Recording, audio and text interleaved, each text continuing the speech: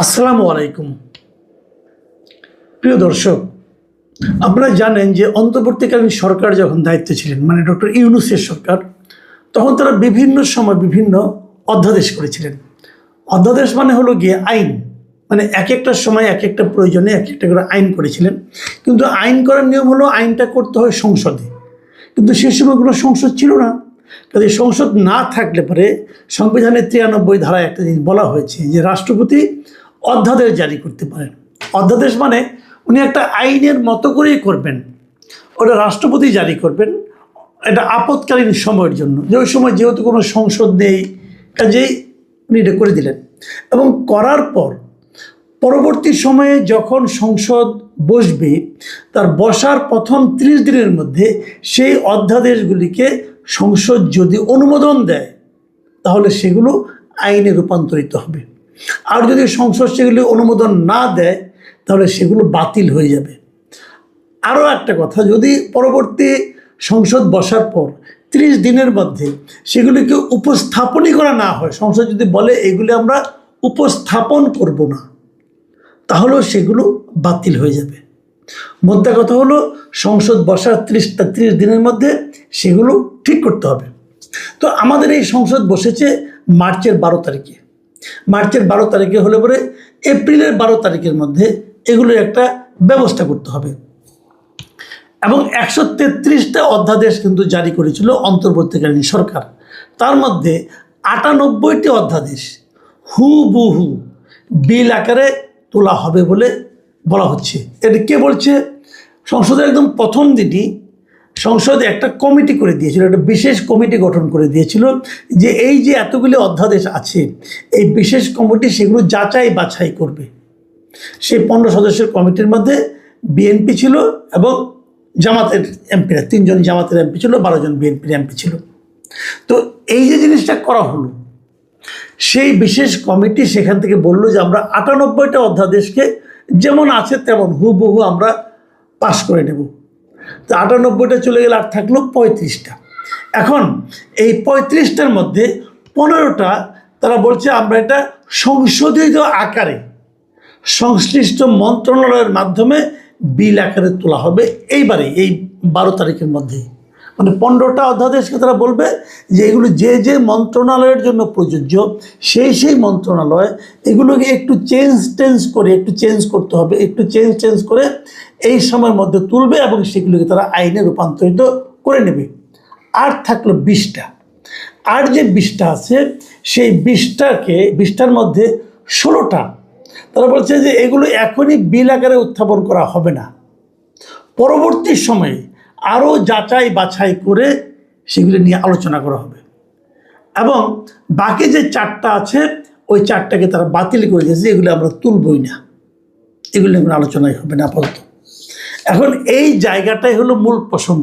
আমি যদি এই 20টার কথা ধরি, যে 16টা এখনই বিল আকারে উত্থাপন না করে পরবর্তী সময় যাচাই বাছাই করে অধিকতর শক্তিশালী করে নতুন বিল আকারে উত্থাপন করা হবে, সেগুলোতে এখন তাহলে যে সংসদ এগুলি ছিল এগুলি বাতিল হয়ে গেল। আর যে 4টা একদম বাতিলই করে দিল, ওগুলি এখন সংসদে বিল আনয়ন করা হবে না, রহিত করে দেবে, সংসদে বিল তুলবে, এগুলি বাতিল করে দাও, সেগুলো বাতিল করে দেবে। এখন এই 4টা কি? এই 4টার মধ্যে প্রায় সবগুলি বিচার বিভাগ সংক্রান্ত, মানে বিচার বিভাগের স্বাধীনতা নিশ্চিত করার জন্য কয়েকটা অধ্যাদেশ জারি করা হয়েছিল। যেমন সুপ্রিম কোর্টের বিচারক নিয়োগ, সুপ্রিম কোর্ট সচিবালয় অধ্যাদেশ, সুপ্রিম কোর্ট সচিবালয় সংশোধন অধ্যাদেশ, এইগুলি জারি করা হয়েছিল। বেসিক্যালি এগুলোই তারা রহিত করে দিচ্ছে, মানে একদম বাতিল করে দিচ্ছে, এরকম 4টা। এখন এই যে 4টা বাতিল করে দিল, এগুলি বেসিক্যালি কিন্তু বিচার বিভাগের স্বাধীনতার সঙ্গে সংশ্লিষ্ট। এখন তাহলে কি এই সরকার বিচার বিভাগের স্বাধীনতা চায় না? এটা কিন্তু একটা বড় প্রশ্ন।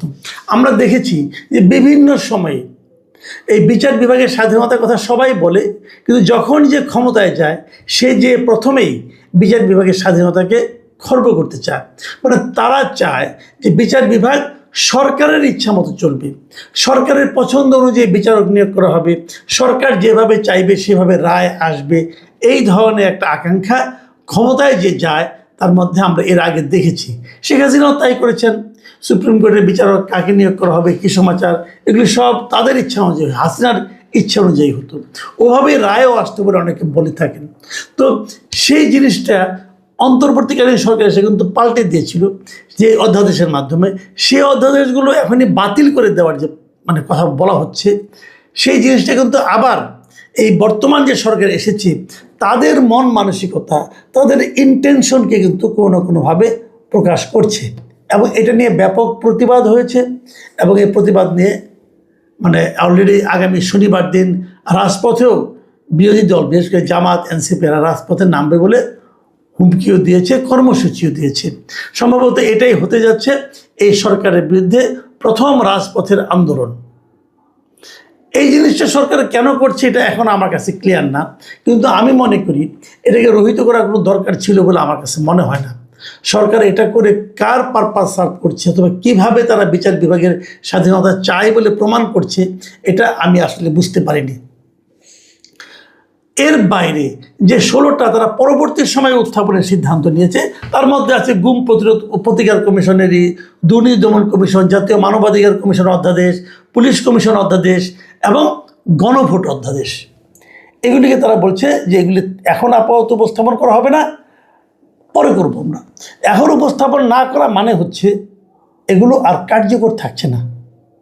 এখন এগুলো নিয়ে আপনারা এর মধ্যে অনেক পত্রপত্রিকায় লেখা পাবেন, মতামত পাবেন, বিশ্লেষণ পাবেন, এগুলো নিয়ে আপনারা পড়তে পারেন। আমার মনে হয় এর মধ্যে আমি সোহরাব হাসান ভাইয়ের একটা লেখা দেখলাম প্রথম আলোতে, আপনারা ওটা যদি পড়েন মোটামুটি একটা ধারণা পেয়ে যাবেন যে কী কী অধ্যাদেশ তারা এখন উপস্থাপন করছে না, পরে করবে, এগুলো দেখবেন। তো সোহরাব হাসান ভাইয়ের লেখাটা আপনার সবাইকে পড়ার অনুরোধ করছি। কিন্তু ওখানে আমি আজকে যে আলোচনাটা করবো একটা বিষয়, সেটা হলো গণভোট অধ্যাদেশ নিয়ে। এই বিষয়টা নিয়ে সোহরাব ভাই তেমন কিছু বলেননি, অথচ আমার কাছে মনে হয়েছে যে গণভোট অধ্যাদেশ নিয়ে যেহেতু সোহরাব ভাই অথবা অন্য কোনো আমি কোথাও কোনো লেখা পাইনি, কাজে আমি সিদ্ধান্ত নিচ্ছি এটা নিয়ে আপনাদের সঙ্গে আমি একটু কথা বলতে চাই যে গণভোট অধ্যাদেশটা কী আসলে। গণভোট রাষ্ট্রপতি বলেছিলেন যে গণভোট দেওয়া হবে জুলাই সনদ বাস্তবায়নের জন্য, এবং এই জন্য উনি একটা অধ্যাদেশ জারি করেছিলেন। মজার ব্যাপার হলো রাষ্ট্রপতির আসলে এই ধরনের কোনো অধ্যাদেশ জারি করার এখতিয়ারই নেই।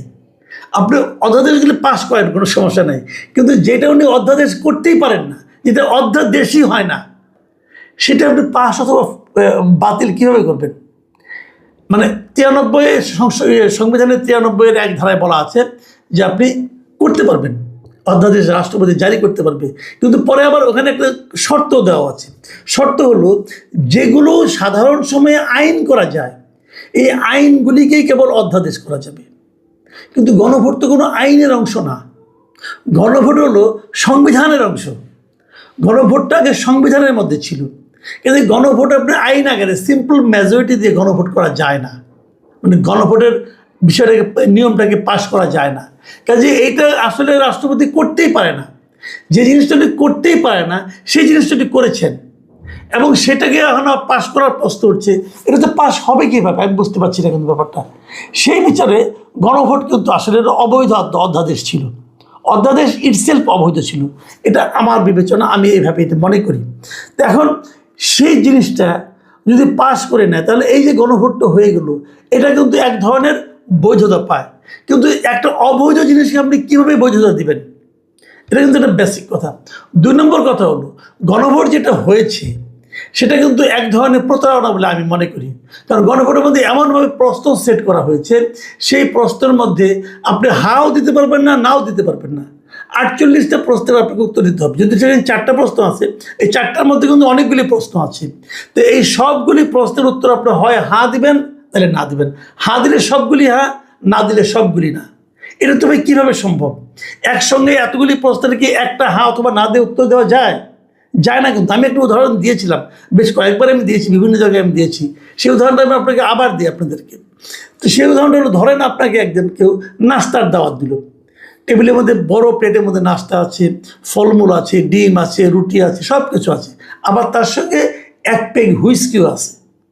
এখন আপনাকে বলা হলো এই সবগুলি মিলিয়ে হলো আপনার প্যাকেজ, নাস্তার প্যাকেজ। আপনি যদি খান সবগুলি খেতে হবে, আর না খেলে একটাও খেতে পারবেন না। তার মানে আপনি যে বলবেন যে আমি কলা খেয়ে আর ডিম খেয়ে চলে যাব, তা পারবেন না, কিন্তু তাহলে আপনি হুইস্কিও খেতে হবে। আবার আপনি যদি বলেন যে আমি তো মুসলিম, আমি তো হুইস্কি কীভাবে খাবো না, তা হবে না। খাইলে সবগুলি খান, না খেলে একটা খেতে পারবেন না। তাহলে হয় আপনি না খেয়ে ক্ষুধার্ত থাকবেন, অথবা আপনি হারাম খাবেন। হিসাবটা কিন্তু এরকম, আমাদের এই গণভোটের প্রশ্নগুলো ছিল এরকম যে কিছু কিছু আপনি মানতে পারবেন, কিছু কিছু মানতে পারেন, আপনি কী করবেন? আপনি ইয়েস দিলে সবগুলো আপনি ইয়েস হয়ে যাবে, আর নো দিলে সবগুলো নো হয়ে যাবে। আমি তো নো দিতে চাই না, কারণ এখানে আমার পছন্দের অনেক কিছু আছে। তো এই যে একটা ক্যারিকেচার, এটা জনাব আলী রিয়াজ, ডক্টর ইউনূস এরা বানিয়ে রেখে গেছিল যে আমাদেরকে বিপদে ফেলানোর জন্য।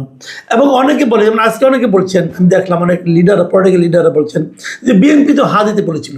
হ্যাঁ বলেছিল, কিন্তু আপনাকে মনে রাখবেন, আমি মনে করি যে বিএনপিকে আসলে হা বলতে বাধ্য করা হয়েছিল। এটা ওয়ান কাইন্ড অফ ব্ল্যাকমেলিং ছিল। ব্ল্যাকমেলিং এই কারণে, তখন যদি বিএনপি বলতো যে আমি না ভোট দেন, তাহলে সবাই মিলে বলতো কি, এই যে জামাত, আপনার এনসিপি, এরা কি বলতো, ওনারা জুলাই চেতনা চায় না। জুলাই সনদে স্বাক্ষর করছে, কিন্তু তারা জুলাই চেতনাকে অস্বীকার করে। আমি আপনাদের একটা কথা বলি কেবল, দেখেন আমাদের 2024 যে আন্দোলনটা হয়েছিল, সে আন্দোলনের সময় মানুষের মধ্যে যে চিন্তাটা কাজ করেছিল, যে আকাঙ্ক্ষাটা কাজ করেছিল, সে আকাঙ্ক্ষাকে পরবর্তী সময়ে জুলাই চেতনা বলা হয়েছে। জুলাই চেতনা আন্দোলনের সময় কেউ বলতে পারবে না যে কেউ একজন লোক আন্দোলন করার সময় ভেবেছিল যে আমরা একটা সংস্কার করব। তারা ভেবেছিল আগে হাসিনা সরকারের পতন হোক, জাস্ট পতন চেয়েছে, আর কিছু না। কিন্তু পতন হয়ে যাওয়ার পর যারা নাকি সে আন্দোলনের সামনে ছিল এবং নিজেদেরকে তার সিপাহসালাহ বলে দাবি করেছিল, তারা বলছে যে আমরা একটা সংস্কার চেয়েছি, এবং একটা সংস্কার আমিও চেয়েছি। আমি মনে করি একটা সুযোগ যখন পাওয়া গেছে একটা সংস্কার হোক বলেছি আমরা, কিন্তু সেই সংস্কারটা চেহারা কি করলে সেই সংস্কারটা হবে সেটা কিন্তু আমরা কেউ জানতাম না। ওটা হলো ডক্টর আলী রিয়াজের নেতৃত্বে কিছু ভাড়াটে বুদ্ধিজীবী এবং কিছু এনজিও কর্মী, এরা এসে একটা সংস্কার কর্মসূচি বানিয়েছে ডক্টর মোহাম্মদ ইউনূসের সহযোগিতায়, এবং বিপুল অর্থ ব্যয় করেছে, বিপুল সময় ব্যয় করেছে। এই সময়টা ডক্টর ইউনূস ব্যয় করেছেন কত বেশি দিন থাকা যায় সেই পরিকল্পনাকে সামনে রেখে। পুরা জিনিসটাই ছিল মতলবী। কাজে আমি মনে করি আন্দোলনের চেতনা আর আন্দোলনে বিজয়ের পর এই ছাত্র নেতৃত্বদের দ্বারা ঘোষিত জুলাই চেতনা এবং জুলাই সনদ, এই তিনটা কিন্তু এক না, তিন জিনিস। জুলাই সংস্কার মানে জুলাই সনদ মানেই যে সব ভালো কিছু সংস্কার হয়ে যাচ্ছে, তাও কিন্তু না। কাজেই এখানে যেভাবে বলা হচ্ছে ঠিক এভাবে এটা বিচার করলে চলবে, অতি সরলীকৃত ব্যাখ্যা এই বিচার হয়ে যাবে। যাই মনে করি এগুলো নিয়ে আমাদের আরও পড়াশোনা করা দরকার আছে। আমি নিজে গণভোটটাকে কখনোই সাপোর্ট করিনি, এখন দেখতেছি গণভোট এরাও বাতিল করতেছে, এটা একটা ভালো দিক। আমি মনে করি গণভোটটা এভাবে হওয়া উচিত না, এবং গণভোটের এই জিনিসটাকে এই গুরুত্বই দেওয়া উচিত না, এটা আমি মনে করি। আবার উল্টার দিকে এই যে বিচার বিভাগের ব্যাপারে সরকার যে সিদ্ধান্ত নিয়েছে, এটাও আমি পছন্দ করছি না। এতে সরকারের ইন্টেনশনটা যে খুব একটা ভালো না সেটা মনে হচ্ছে। প্রিয় দর্শক, আগামী দিনগুলিতে আমি সবাইকে বলবো যে এমন কিছু করবেন না যাতে নাকি আপনাদের দলীয় যে চিন্তা, দলীয় যে মতলব, সেটাই যেন প্রাধান্য পাচ্ছে, এমন কিছু প্লিজ করেন না। দেশের মানুষের কথা একবার ভাবেন। দেশের মানুষ আপনাকে আজকে ভোট দিয়েছে, কালকে কিন্তু ভোট নাও দিতে পারে, এগুলো মাথায় রাখেন। প্রিয় দর্শক, এখন এই পর্যন্তই। আল্লাহ হাফেজ।